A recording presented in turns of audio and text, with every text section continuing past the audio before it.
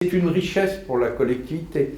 Mais à ce moment-là, on va pratiquer, par exemple, des exercices tels que la construction de désaccords. Ça, on avait fait une autre journée de sol consacrée exclusivement à ça, qui fait qu'on va dégager le désaccord du malentendu, avec les dégâts collatéraux du malentendu que sont le soupçon et le procès d'intention, qu'on va mieux se comprendre sur ce qui fait véritablement désaccord, et qu'on va le traiter dans des conditions telles que soit il y aura un dépassement dynamique du désaccord, ce qui arrive souvent, soit il y aura un enrichissement qualitatif du désaccord, qui fait que le désaccord de sortie sera infiniment supérieur au désaccord d'entrée présumé, et dans une logique d'apprenance, la traçabilité des désaccords, elle va être très utile pour la suite. Si on faisait un exercice de construction de désaccords sur la brève séquence qui vient de se produire,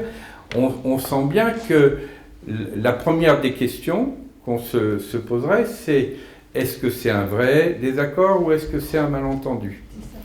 Hein, et l'une des questions qu'on voit dans la construction de désaccords, c'est qu'on travaille aussi beaucoup l'intelligence sensible.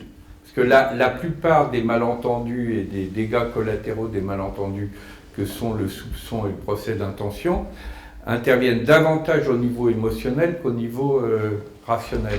Donc on fait une technique de débat mouvant, hein, c'est ce qu'on avait fait la journée où on avait pratiqué la construction de désaccords, c'est-à-dire on prend les mots-clés du débat et chacun se positionne dans l'espace suivant son ressenti. Est-ce que j'ai un ressenti positif? Est-ce que j'ai un ressenti négatif? Est-ce que j'ai un ressenti mitigé? Ou est-ce que je suis émotionnellement neutre?